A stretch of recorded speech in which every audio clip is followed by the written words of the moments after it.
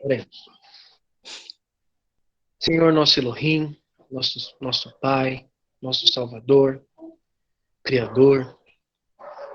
Meu Pai, te agradecemos, Senhor, por mais um Shabat na tua presença, por mais uma semana, Senhor, que está chegando ao fim. Muito obrigado, meu Pai, pelos livramentos. Muito obrigado, meu Pai, por todas as realizações da semana. Muito obrigado, Senhor, pela comida em nossa mesa. Não deixe faltar, meu Pai. Muito obrigado, Senhor, pela vida de cada um que está aqui e de todos que irão chegar. Meu Pai, traga sabedoria, Senhor, ao Rabino e a todos os irmãos da Shinolã que trazem a palavra e as irmãs também. Meu Pai, nos dê, Senhor, revelação que vem do alto. Nos dê, meu Pai, sabedoria para entender a tua Torá, para entender, Senhor, os teus profetas, para entender os escritos apostólicos, para entender, meu Pai, a tua escritura. Queremos fazer uma restauração não aos moldes do homem. Queremos fazer, meu Pai, uma restauração não conforme uma visão específica, mas conforme a visão de Yeshua, conforme a visão dos apóstolos, conforme o caminho que o Senhor nos deixou, meu Pai. Nos ajude, meu Pai, nesta caminhada, nos ajuda, Senhor, nesta restauração, meu Pai. Somos falhos, somos pequeninos, somos pecadores, Senhor. Somos transgressores, meu Pai. Nos ensina e nos ajuda, meu Pai, a seguir a tua Torá, os teus mandamentos, meu Pai. Abençoa, Senhor, este trabalho. Direciona, Senhor, este trabalho. É o que te pedimos, Senhor, em nome de Yeshua HaMashiach. Amém. Amém. Eu fiz uma pergunta para uma irmã que estamos visitando, a irmã Jordana, de onde que ela veio, qual movimento religioso que ela veio. Tinha um propósito essa pergunta, e tem um propósito. Eu, a metade da minha vida, eu era adventista do sétimo dia. E eu era muito grato a Deus, né, por pertencer àquela igreja, porque o diferencial dela fazia com que eu acreditasse que ela fosse a igreja remanescente. Por ela ser, naquele momento, a única, né,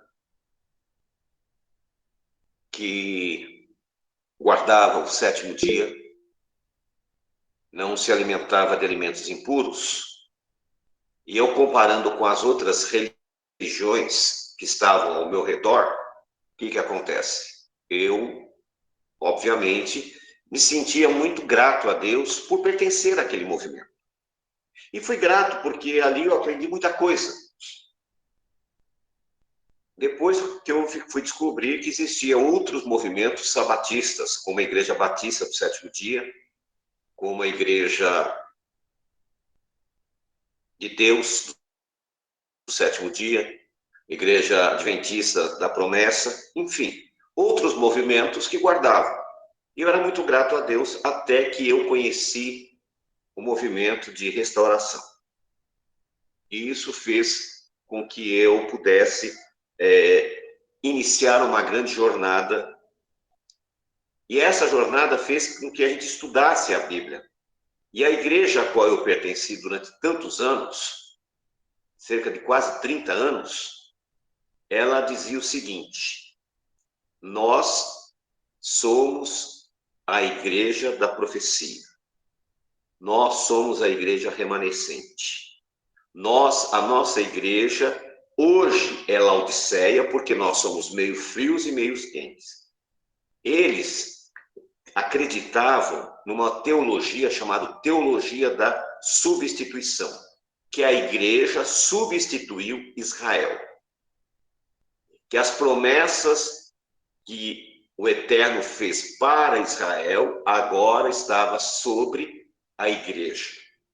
Eu acreditei muito tempo, até que eu percebi que não era exatamente o que estava escrito. E muitas profecias bíblicas, eles puxaram para eles. Por exemplo, uma delas está em Daniel, que é aquela profecia, até 2.300 tardes e manhãs, e o santuário será purificado. Eles fizeram uma conta de chegada e acreditaram que seria 1844, no dia 22 de outubro, que Jesus iria voltar. Então surgiu ali o movimento do Advento. E esse movimento do Advento movimentou toda a América do Norte e Europa naquela época, porque a contagem era muito precisa. Eles pegaram um ponto de partida que foi 457 antes da Era Comum, colocaram 2.300 anos e chegaram nesse período de 1854. Mas o que aconteceu? Houve uma interpretação errada do texto. Quando nós lemos a profecia de Daniel, Daniel está preocupado até quando aquela abominação que a ele foi revelada iria permanecer no lugar santo. E o anjo chega e diz, olha, até 2.300 tardes e manhãs. E dá a data de partida, que seria o ano 457. Só que eles interpretaram uma coisa diferente. O anjo não falou até 2.300 anos, ou 2.300 dias, porque um dia, por profecia, há uma explicação bíblica que Deus deu um dia por um ano. Então, seria 2.300 anos. Mas a profecia dizia 2.300 tardes e manhãs. Por quê? Porque era feito um sacrifício de manhã e um sacrifício à tarde.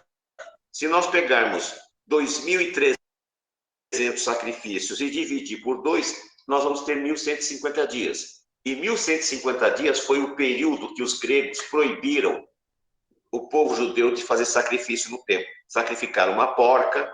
Esses relatos estão no livro de Macabeus, que é o período em que foi proibido os judeus de fazerem o sacrifício, 1.150 dias, e não 2.300 anos.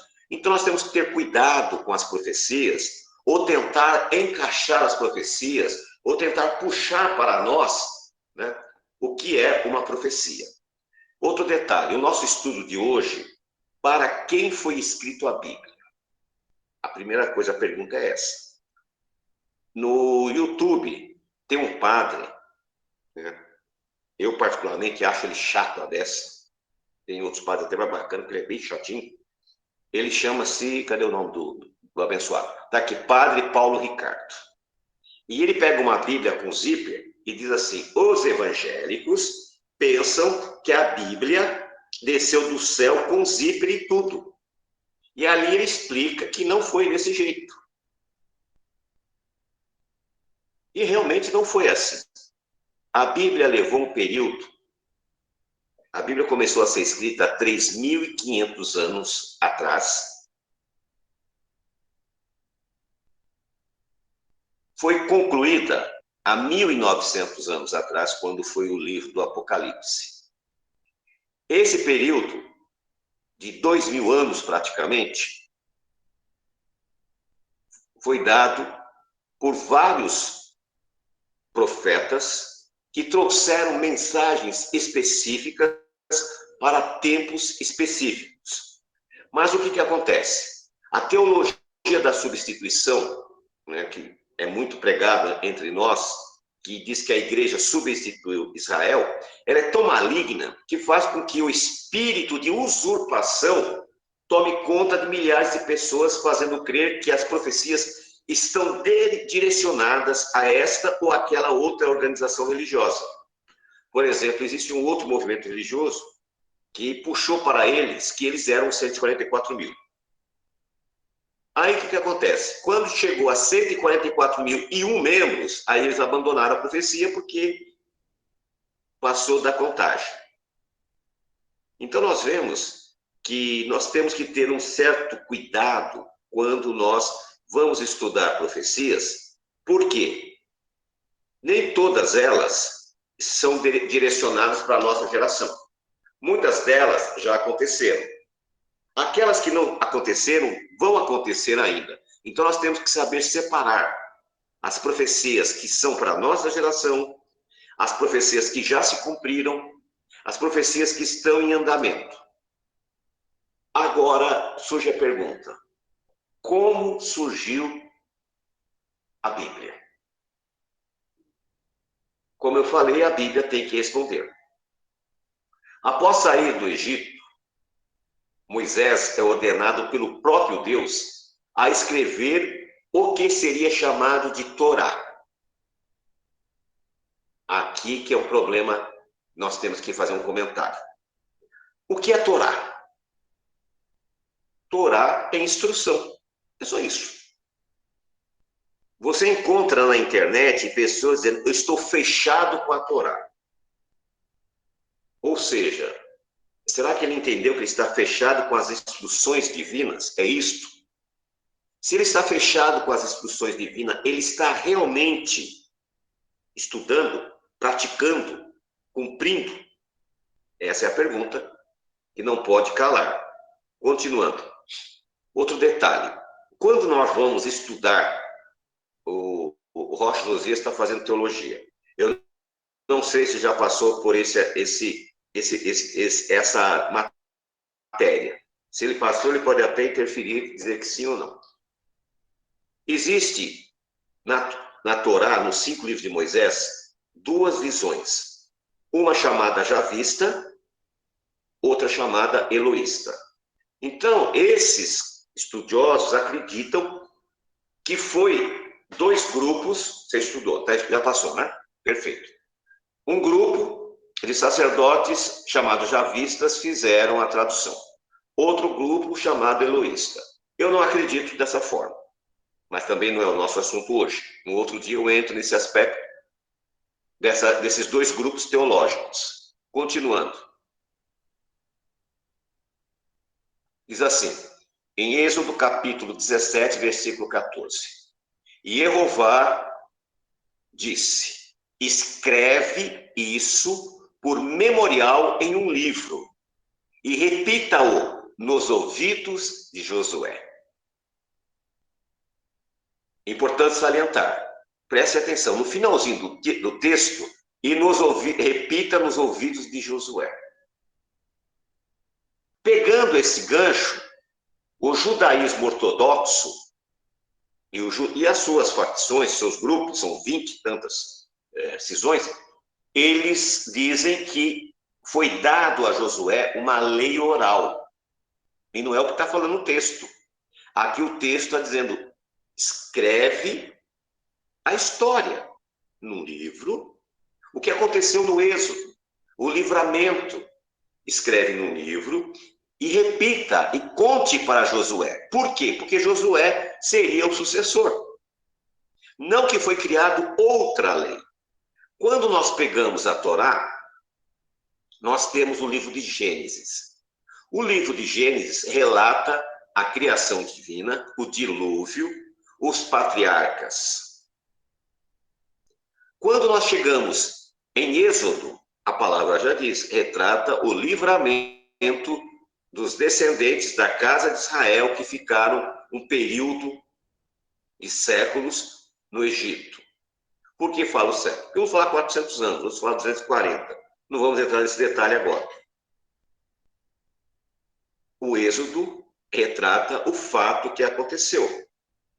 Em seguida, vem Números, Levítico e Deuteronômio. O livro de Deuteronômio é a repetição de tudo que aconteceu do Êxodo até a chegada na Terra Prometida, na entrada da Terra Prometida. É dado a Moisés a autoria deste livro. Eu acredito. Apenas o último capítulo não pode ter sido Moisés, de Deuteronômio, porque ali fala da morte dele. Então não tem. É outra pessoa que escreveu, que concluiu. Seria a Torá o livro mais velho? Não. Não é. O livro mais antigo é o livro de Jó, que provavelmente foi escrito por Moisés quando ele estava morando com Jetro em Midian, quando ele fugiu do Egito e foi para Midian.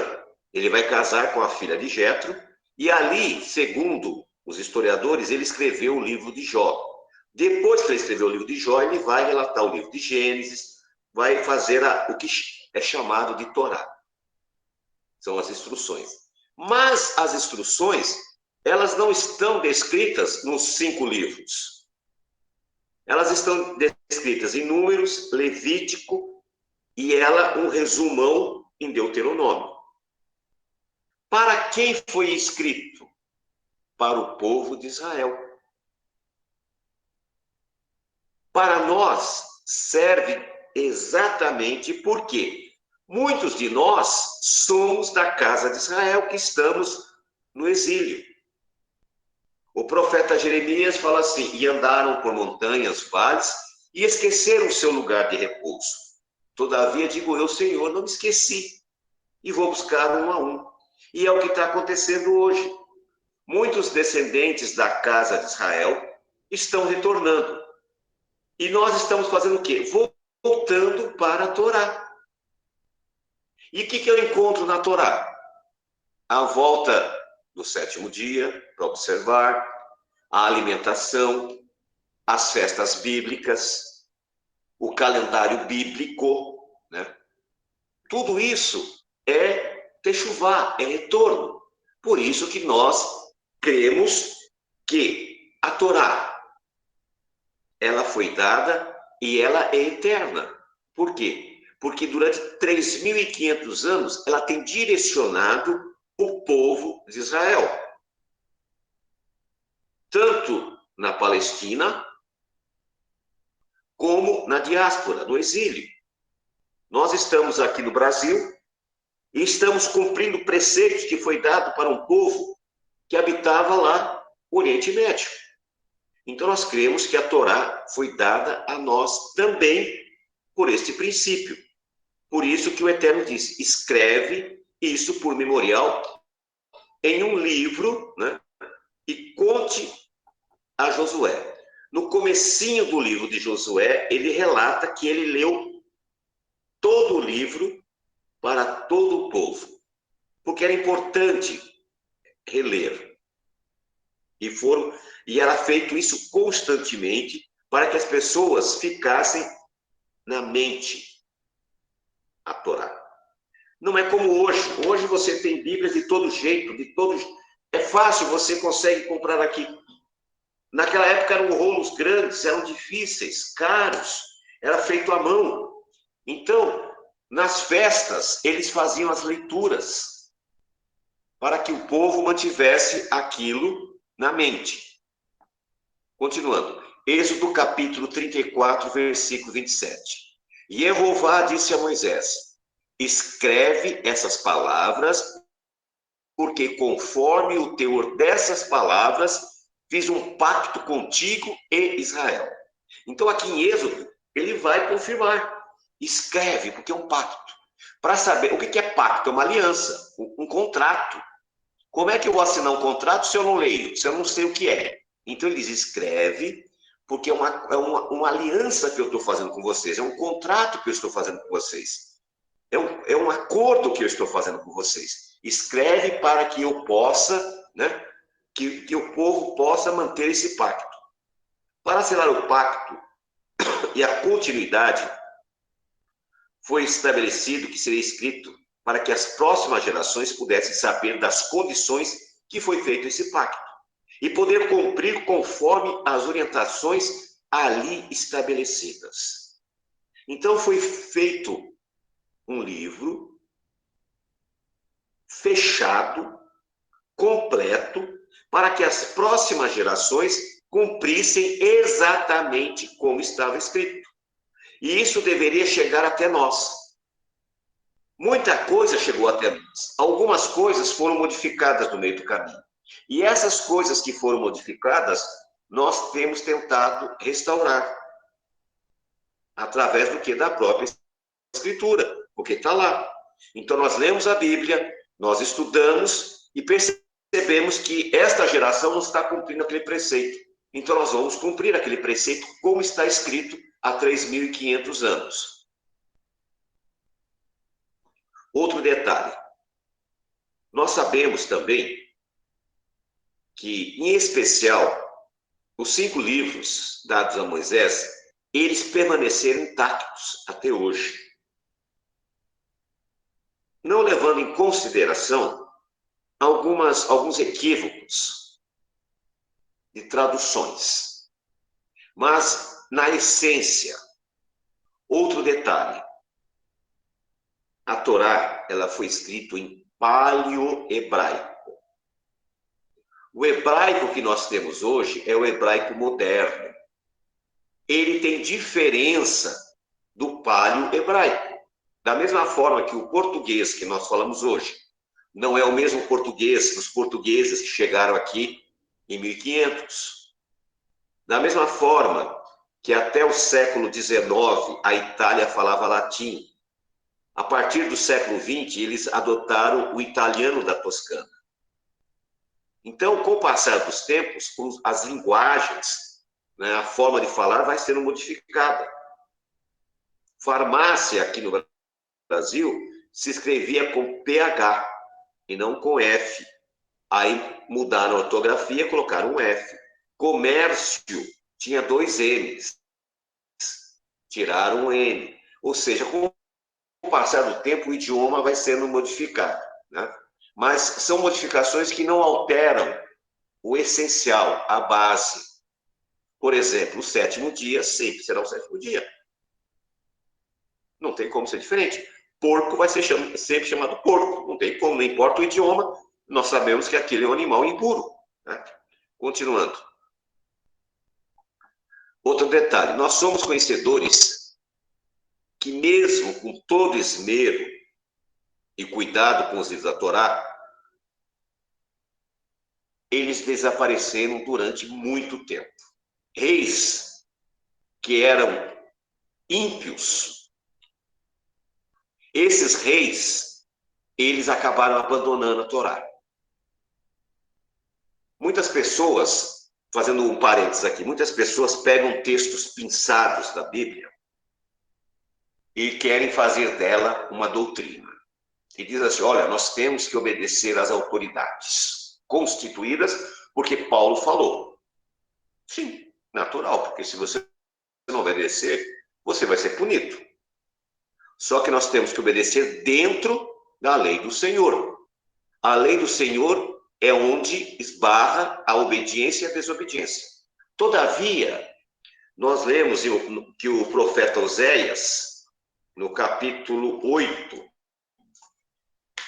profeta Oséias, no capítulo 8, ele diz o seguinte, ele não está discordando, aliás, não, Paulo não está discordando dele, porque ele é depois de Paulo, não está discordando dele, pelo contrário, só que ele está orientando que nem todo sistema estabelecido é criado por Deus. E Oséias, ele diz isso. Vamos ver lá, tá vendo? Oséias, capítulo 8, versículo 4. Olha o que diz. Eles instituíram reis, mas não fui eu. Fizeram príncipes, mas eu não soube por quê. Ou seja, aquela história que Deus estabelece todos os governos não é verdade. Por quê? Porque senão nós seríamos obrigados a acreditar que Stalin, que Hitler, que Mao Tse-tung, que o Khmer Vermelho, que o Idi Amin Dada, que Saddam Hussein e etc, etc, etc, foram colocados por Deus. E não foram. Se você for para a Bíblia, você vai ver que o Senhor escolheu poucos reis.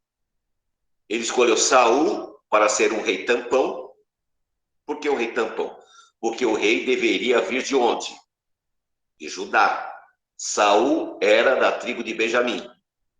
Davi ainda não tinha condições de ser rei. Então, ele instituiu um rei tampão. Ele escolheu Davi. E depois ele escolheu Josué para ser o rei. Então, nem todos os governos foram escolhidos por Deus. Isso não quer dizer que nós sempre temos que ser desobedientes, transgressores. Não, não. Eu estou apenas trazendo um fato. Paulo lá, ele está dizendo é outra coisa que não tem nada a ver com isso. Porque hoje eu estou vendo muitas pessoas se submetendo. Ah, não, mas eu tenho que obedecer porque Paulo falou isso. Espera aí, não é bem assim. Nós temos que entender o tempo da profecia e o que significava. Continuando. Na época do rei José, encontrou os rolos da Torá e o povo se alegrou quando eles voltaram a estudar a Torá. Por quê? Durante muitos períodos em Israel, eles ficaram sem a Torá. Nos períodos dos reis ruins, os reis pecaminosos, pecadores, eles não tinham Torá. Foi na época de Josias que não é o Josias daqui não, viu? Não é o Josias de São Bernardo não, é outro. Foi nessa época que eles descobriram e acharam esses rolos que estavam perdidos. Continuando. Abacuque, capítulo 2, versículo 2. E então Jeová me respondeu e disse: escreve a visão e torne-a bem legível sobre tábuas, para que possa ler quem passar correndo. Aqui, nós vamos ter que fazer um outro comentário. Nos dias de Abacuque, Abacuque está questionando, dizendo: até quando o Deus bendito iria tolerar a injustiça do judiciário, a injustiça dos governantes? Até quando?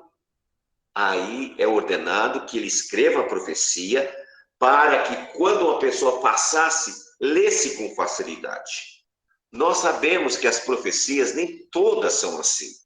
As profecias de Daniel, de Ezequiel, são profecias difíceis de entender. As profecias do Apocalipse, então, são mais complexas. Eu já vi tanta tradução, tanta versão, tanta interpretação para essas profecias que é uma coisa assim absurda. Não é a profecia de Abacuque. Então é importante nós sabermos que nós não podemos pegar pensar textos e tentar generalizar. São coisas diferentes. Porque senão nós vamos ficar confusos. O próprio Daniel ficou tão confuso com as visões e ficou perturbado que o anjo disse: Daniel, não é para o seu tempo. Você vai descansar com os seus antepassados e você vai ressurgir. É a primeira vez que aparece no Tanar, na Bíblia hebraica, a palavra ressurreição. É com Daniel. Você vai ressurgir no futuro, não é para agora. Ou seja, uma grande parte das profecias de Daniel não é para agora. Inclusive, nós temos estudado as últimas datas proféticas de Daniel está para acontecer na nossa geração, nesse período aqui. Então, não é para o seu tempo. Por isso que nós temos que estudar a Bíblia como ela está escrita para o tempo que ela está determinado. Nós temos os 5 livros escritos de Moisés, que são livros históricos, são livros para organizar uma nação, são livros, o livro de Levítico, que era para organizar a questão dos sacerdotes, dos levitas, né? E nós temos o livro de Deuteronômio, que é um resumo de tudo. Depois nós temos o livro de Josué, que é um livro histórico, que conta a tomada da terra prometida. Depois nós vamos ter os livros de Reis, de Juízes, de Crônicas, que são livros históricos. Posteriormente, nós vamos ter o livro de Salmos. Salmos são cânticos, é um hinário. Davi era um cantor que era inspirado por Deus e compunha músicas inspiradas por Deus. Depois nós temos Provérbios. Provérbios Salomão era um homem muito culto, muito inteligente. Então ele usava a sua inteligência para escrever poemas baseados nos ensinos que ele aprendeu das Escrituras Sagradas, da Torá, dos Salmos do pai dele. Depois nós temos os livros proféticos. Esses livros proféticos, eles foram determinantes para períodos específicos. Jeremias, 99% das profecias dele se referia ao estado de Judá naquele período babilônico. Apenas uma pequenina parte era profecias futuras. Já Ezequiel, ele profetiza para aquele momento da Babilônia e profetiza para o futuro, para a Babilônia espiritual, que também é profetizado por João. Então nós vemos aí. Daniel, ele faz a mesma coisa. Ele faz profecias para aquela geração, para as gerações futuras, chegando até nós. Nós temos também os profetas menores.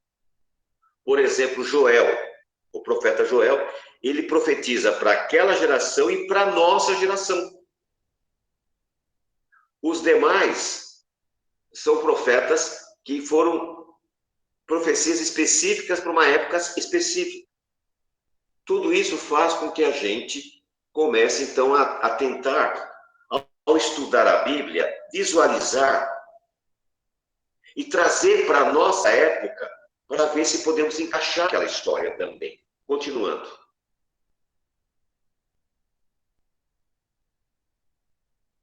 Em suma, a ideia era que aqueles que tinham o objetivo de admoestar, ensinar e legislar fossem simples, claros e objetivos. Nós, quando vamos estudar, como estamos fazendo hoje, eu tenho tentado ser objetivo, para que você possa entender. É muito difícil você pegar os estudos assim, meio truncados. Não. Nós, inclusive, estamos gravando esses estudos. Quem não assistiu todos eles, procure no podcast, para que você possa entender.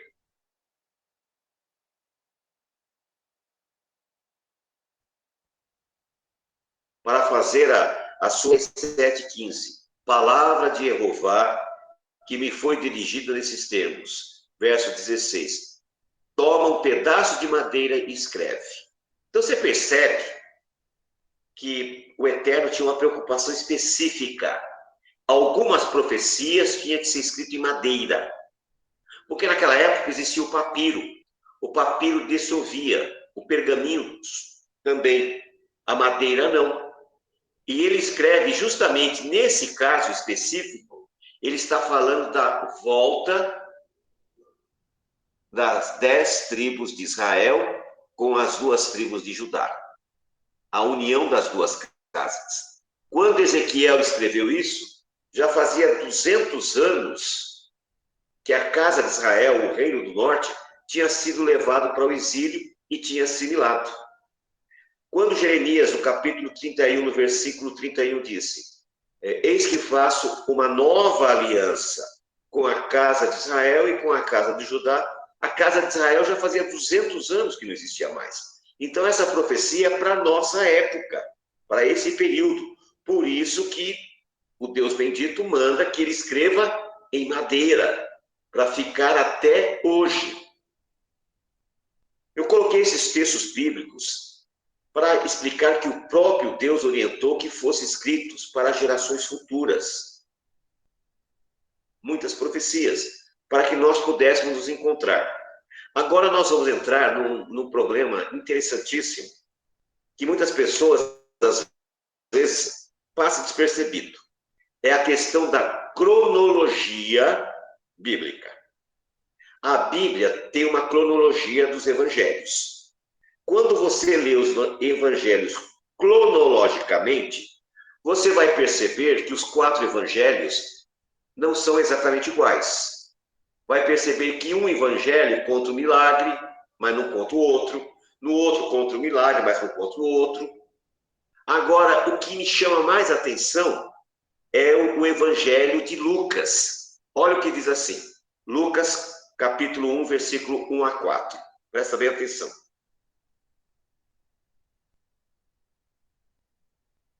Porquanto muitos já tentaram compilar um relato e pôr em ordem uma declaração daquelas coisas que certamente nós cremos. Então, Lucas começa aqui, dizendo que muitos tentaram escrever cronologicamente o ministério de Yeshua. Muitos tentaram. Nós sabemos de 4 evangelhos. Ele aqui cita muitos. 4 é muitos. Não sabemos se tem mais que isso ou menos que isso. Então vamos ficar presos nisso. Continuando. Versículo 2. Quando eles nos entregaram, os que desde o princípio foram testemunhas oculares e ministros da palavra. Então, Lucas, o que ele fez? Lucas foi pesquisar, fez um trabalho de campo, junto com testemunhas oculares que viram o ministério de Yeshua. E ele escreveu. Por isso que quando você lê o Evangelho de Lucas, você vê que ele é mais completo. Tudo aquilo que realmente tinha comprovação, ele escreveu, que foram testemunhas oculares e eram pessoas ministros da palavra. O que é ministro da palavra? Eram pessoas que foram separadas e ungidas pelos apóstolos. Eram pessoas de confiança. Então, Lucas, ele não viu Jesus. Ele não conheceu Jesus. Ele não esteve na época de Jesus. Só que o que ele faz? Ele vai fazer um trabalho de pesquisa, junto com aqueles que eram ministros do Evangelho. E ele agora vai transcrever. Continuando.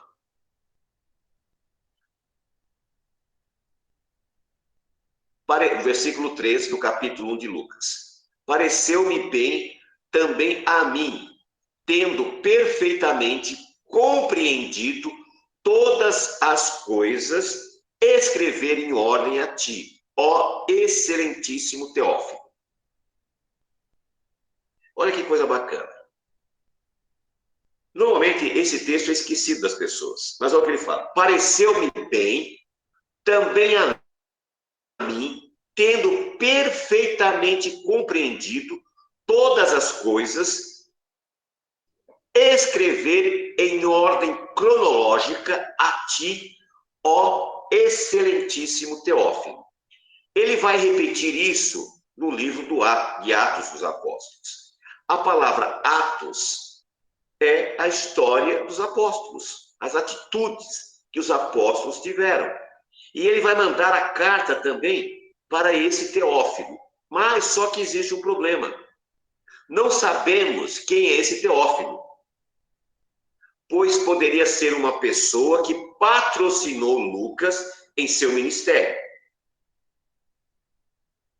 Ou também um grupo de pessoas, pois o significado de Teófilo é amigos de Deus. Em grego, Theo é Deus, Filo é amigo. Então nós não sabemos se ele escreveu para os amigos de Deus, meus amigos, que vocês são amigos de Deus, ou se escreveu para uma pessoa específica. Só que ele tem uma preocupação. Alguém financiava o seu ministério. Ele era médico, deixou a função de médico e ele foi trabalhar na obra de Deus. E alguém vai financiá-lo. Porque para fazer um trabalho como ele fez, não foi um trabalho que ele fez em um dia, foi um período muito grande. Hoje nós temos a facilidade de pesquisar, né? Naquela época não, ele tinha que escrever no pergaminho, tinha que conversar com um cronologicamente. E quando você coloca cronologicamente, você vai perceber alguns deslizes em algumas traduções. Por exemplo, o livro de João. Se você começar a ler o livro de João, você vai ver que eles colocam 2 festas de pães ázimos da Páscoa em menos de 6 meses, no período. Há um equívoco ali. Houve algum erro de tradução. Já em Lucas, não. E se você pegar o livro de Lucas e você lê-lo cronologicamente, pegando as festas bíblicas que Yeshua participou, todo aquele período, você vai ver que o ministério de Yeshua foi de 1 ano. E não como Eusébio de Cesareia interpretou de 3 anos e meio. Porque se o ministério foi de 3 anos e meio, teria que ter 3 Yom Kippur, 3 tabernáculos, 3 trombetas, 3 Shavuot, 3 pães ázimos e 3 sacrifícios de Pêssah. E você não encontra isso. E isso é um estudo cronológico. Então, é o que nós estamos fazendo, estudando cronologicamente. Quando pegamos a Bíblia, nós não lemos com paixão, nós lemos com presteza, com objetivo de entender o que está ali. Hoje existe um problema muito sério no meio cristão evangélico.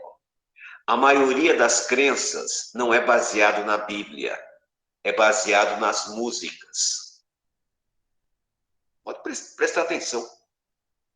A maioria dos pregadores pregam, nós vamos morar no céu. Não existe nenhum texto na Bíblia que fala isso. Outros dizem, os nossos entes queridos estão no céu. Não existe nenhum texto que fala isso. Por quê? A maioria das pessoas, elas acreditam nas músicas e não nas escrituras sagradas. Então, a importância que temos de nós conferirmos. A própria Bíblia diz que os bereanos eram mais excelentes do que os outros grupos, porque eles iam conferir para ver se os ensinos apostólicos estavam em harmonia com a Bíblia hebraica que eles tinham, que era o Torá, os profetas, os salmos e provérbios e cantares. Então eles queriam conferir para ver se havia uma lógica, uma sequência. E é isso que nós precisamos fazer. Nós não estamos preocupados se os outros movimentos de restauração estão seguindo outra linha. Não faz parte, não é o nosso objetivo. O nosso objetivo é que você siga o que está escrito. Siga o que foi determinado dentro das escrituras sagradas. Que haja um fundamento. Foi o que Lucas disse. Eu me preocupei em procurar testemunhas oculares para colocar em ordem a história do Messias. Muitos dizem que o livro de Marcos é o mais antigo. Depois de Marcos é que vai surgir os demais. Nós não temos como comprovar isso, não é? Nós entramos agora nas cartas paulinas. As cartas paulinas, por si só, se explicam. Essas cartas, elas foram enviadas para as congregações messiânicas. Preste atenção. Congregação messiânica e não congregação do judaísmo messiânico. Não existe isso. Esse judaísmo messiânico é coisa recente. Quando eu entrei na Techuvá, há 25 anos atrás, era missão judaica. Depois era comunidade messiânica. E agora alguns grupos adotaram o judaísmo messiânico. Não estamos falando disso. Nós estamos falando que quando Paulo escreveu as suas cartas, é que haviam congregações messiânicas nas cidades ao qual ele enviou. Em Corinto, por exemplo. Corinto, ele manda 2 cartas, porque eram as congregações mais complexas que havia. Ele manda uma carta para Colossenses. Os colossenses tinham um problema sério. Eles eram atacados pelos judaizantes e eram atacados também por aqueles que não queriam mais guardar a lei. E ali, no capítulo 2, do versículo 16 de Colossenses, ele diz assim, ninguém vos julgue, não permita que ninguém vos julgue, porque vocês guardam sábado por causa das festas bíblicas, da lua nova, no que vocês comem. Não se preocupe, porque eles começaram a ser o quê? Julgados porque eles obedeciam. Nós temos também a congregação da Tessalônica, os tessalonicenses. Ali eles eram específicos, eles tinham problemas específicos. Em Corinto, eles tinham problema com a prostituição, eles tinham problema em adorar os anjos. Não era o problema das outras igrejas. Quando nós chegamos nas cartas, nas epístolas nós vemos que Tiago, ele tem uma visão muito clara sobre a obediência à lei de Deus. Ele chega a ser um pouco radical quando ele diz: aquele que guarda todos os mandamentos, mas tropeça em um só ponto, torna-se culpado de todos. Então você vê que havia uma preocupação específica. O livro de Hebreus, ninguém sabe o autor. Nós sabemos que era um levita, um sacerdote, pois ele conhecia muito bem as regras. E aqueles estudiosos de linguística vê que há uma diferença no linguajar de quem escreveu Hebreus das cartas de Paulo. Até um tempo atrás, eles diziam que era Paulo que havia escrito. Hoje sabemos que não é.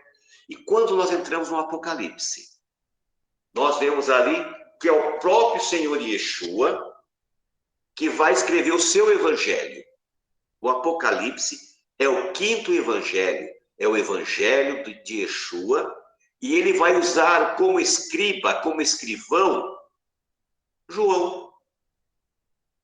E ali ele começa a descrever cartas a 7 congregações que estão na Ásia. Essas congregações não eram gentílicas, eram congregações messiânicas. Cada uma delas tinha uma característica. A que se enquadrava mais próxima dos ensinos apostólicos era Filadélfia. A que estava mais distante era Laodiceia. Por quê? Porque era uma igreja dividida, uma congregação dividida. Havia fervorosos e havia pessoas frias. E havia pessoas mornas. Então, o próprio Senhor Yeshua diz: olha, eu prefiro que você escolha. Ou você é fervoroso, ou você é frio. Porque essa mornidão faz com que dá o desejo de vomitar. Então, nós vemos que ali é específico para um período. Também podemos trazer para a história do povo de Deus nesse período, nesses 2000 anos. Mas sempre focado para quem? Para o povo que foi chamado por Deus. Não existe nenhuma epístola aos gentios. Não existe nenhuma promessa de aliança com a casa dos gentios. A promessa é com a casa de Israel e com a casa de Judá. Para os gentios, só existe um acordo, o chamado, que está em Isaías 56. Lá em Isaías 56, ele é bem claro. Ele chama ao gentio que se achegar a mim, que cumpriram os mandamentos, abraçar a minha aliança. Então eu vou dar para você um nome novo, um nome melhor do que os filhos e filhas. Porque aí a minha casa será chamada casa de oração para todos os povos. Então a nossa Beit, nossa congregação, ela é uma casa de oração para todos. As pessoas, de onde elas vierem, elas serão bem recebidas. A partir do momento que ela vem, ela começa a entrar em aliança. E o próprio Deus vai dar a ela um novo nome. Não é eu, não é o Roche Bruno, não é o Roche Hélio, não é o Roche Josias, não é o diácono José Carlos, nem a diaconisa Creuza, nem a Lau. Não, é o próprio Deus que vai dar um novo nome. E não vai ser agora, vai ser lá no futuro. Porque hoje virou uma moda de alguns grupos também, né? Adotarem nomes. Não é bem assim. Não há problema nenhum, você pode fazer o que você quiser. Só que o nome que nós queremos é o nome que o próprio Deus vai dar para nós. Continuando. Nós vemos aí, então, que o livro do Apocalipse, ele vai nos trazer uma revelação de todas as coisas que vai acontecer. É um livro difícil? É. É complexo? É. É assustador? É. Mas não tem como fugir dele. Não tem como escapar. E nós, da nossa geração, a maioria de vocês vão passar por aquele período. Não se assuste. Existem promessas maravilhosas para aqueles que estiverem em aliança com Deus. Aquilo que o salmista disse, caiam 1000 ao teu lado, 10.000 à tua direita e você não é atingido, vai acontecer nesta geração, na geração do Apocalipse. A palavra de Deus diz que Deus vai separar um grupo especial, que eles não vão se passar por aquela dificuldade. Agora, aqueles rebeldes, aqueles que precisam sofrer para aprender, aí a coisa fica complicada. Eu tento estudar várias vezes, eu tento pesquisar o Apocalipse, mas eu fico assustado, porque é muito profundo. Outra coisa, a Bíblia, ela foi escrita para um grupo especial. E a Bíblia mesmo responde, em Apocalipse 14:12.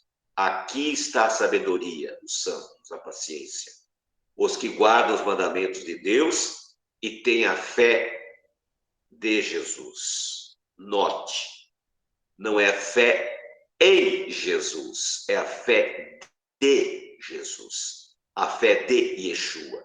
Qual é a fé de Yeshua? Ele mesmo disse, eu não vim para anular a lei, mas para dar pleno cumprimento. Enquanto existir o céu e a terra, vocês não podem tirar nada. Então, a Bíblia foi escrita para esse grupo de pessoas. E não para aquelas pessoas que se rebelaram contra a Torá. Não para aquelas pessoas que estão sendo, como se diz, rebeldes. Não, não. A Bíblia foi escrita para os remanescentes. Aqueles que estão usurpando a Bíblia indevidamente serão punidos, segundo a própria palavra. Porque eles leem, mas não obedecem. Melhor seria não ter conhecido do que conhecer e não prosseguir. Continuando. No Apocalipse 22:14. Abençoados são aqueles que praticam os seus mandamentos, para que tenham direito à árvore da vida e possam adentrar pelos portões da cidade. Qualquer interpretação fora disso é mera especulação e não vai para lugar nenhum.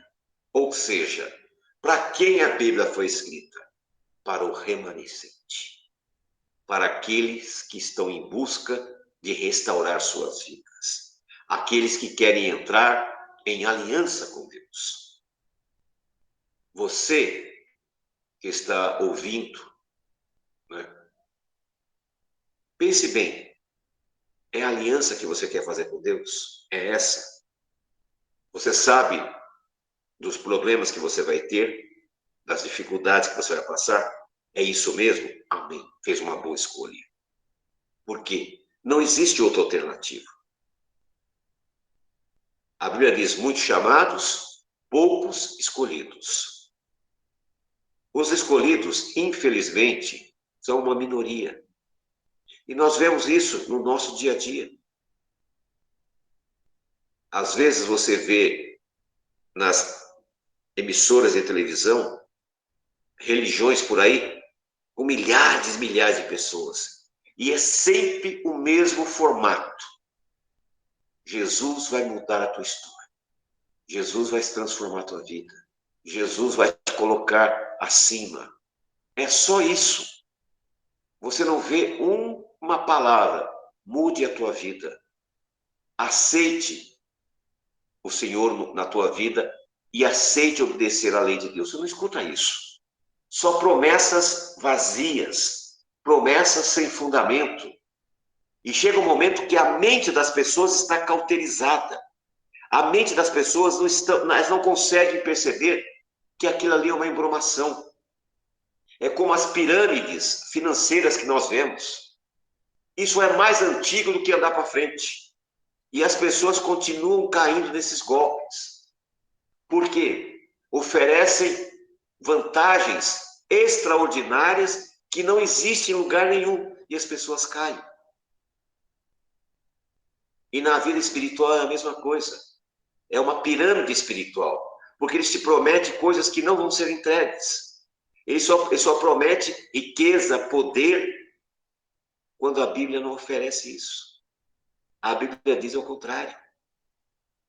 No mundo tereis aflições, mas tende bom ânimo. Eu vou estar contigo. Quando você estiver na luta, eu vou estar ao seu lado. Isso que as pessoas precisam entender. Nós também precisamos entender. A Bíblia foi dada para o remanescente. Foi escrito por Moisés para a casa de Israel. Foi escrito pelos profetas para a casa de Israel e a casa de Judá. Foi escrito pelos apóstolos para os discípulos de Yeshua e para os remanescentes de hoje. Então, o que eu quero dizer para você, para encerrarmos agora, é que a Bíblia foi escrita para você, que é um remanescente. Para você que está buscando mudar a tua vida. Para você que está mudando, está tentando mudar a maneira de que você foi ensinada. Não vamos mais pensar textos. Vamos ver o contexto. É muito simples, irmãos. A salvação é muito prática. Aqui está a sabedoria. Os que guardam os mandamentos de Deus. Lembra da conversa do jovem rico com Yeshua?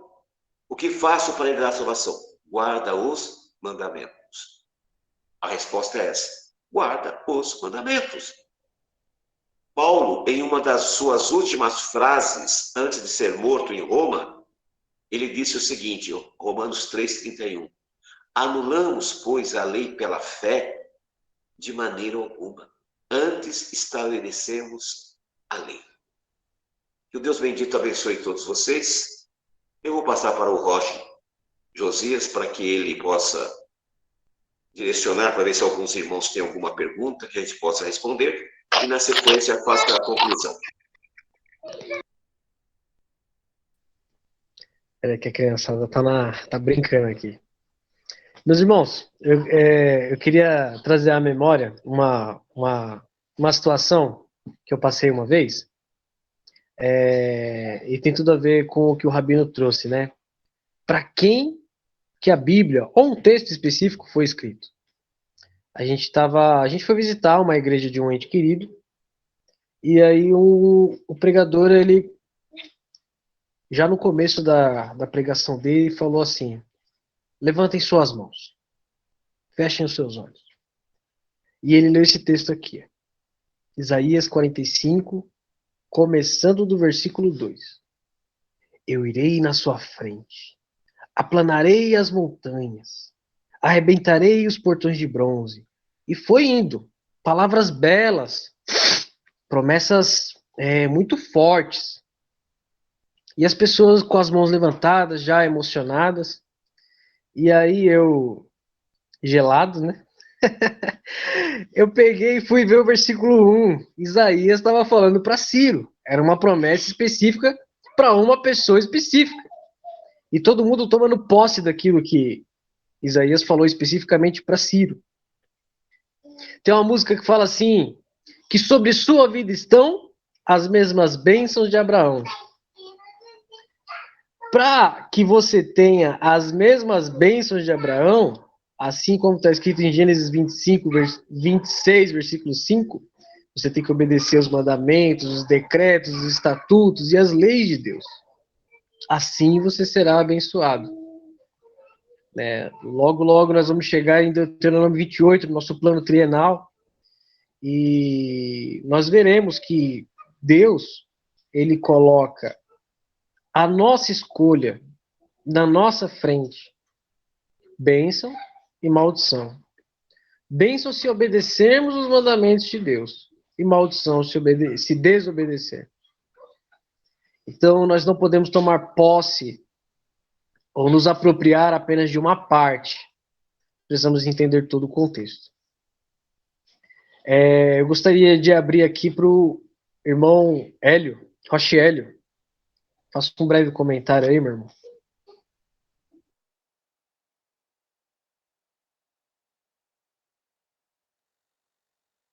Opa, erro meu. O Hélio não tá, não. Bruno. Roche Bruno. Shalom, meus irmãos.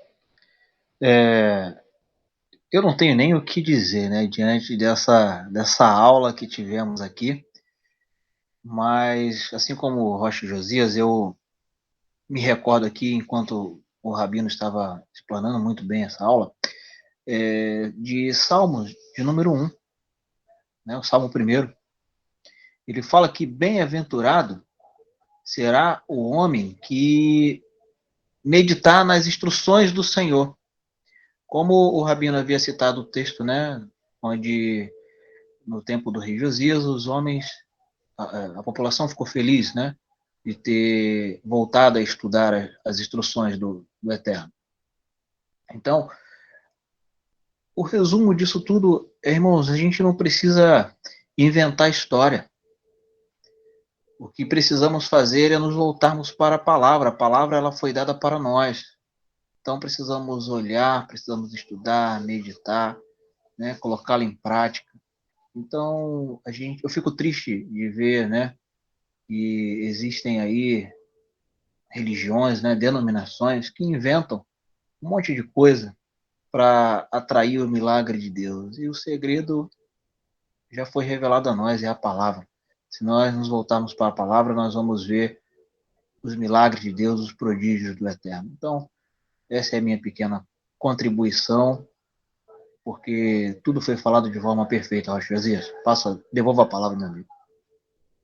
Amém. Mais algum irmão, alguma irmã quer trazer um comentário, adicionar alguma coisa, fazer alguma pergunta?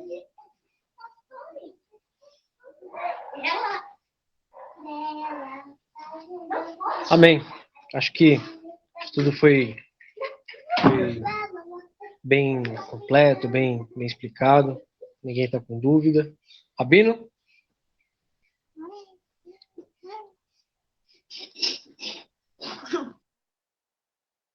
Tá no mudo, irmão. Tá no mudo. Pode fazer o encerramento. Amém. Vem cá, crianças. A criança está na maior brincadeira aqui. Dá shalom para os irmãos. Vamos orar. Adriel. Mica. As crianças estão tocando terror aqui. Dá shalom para os irmãos.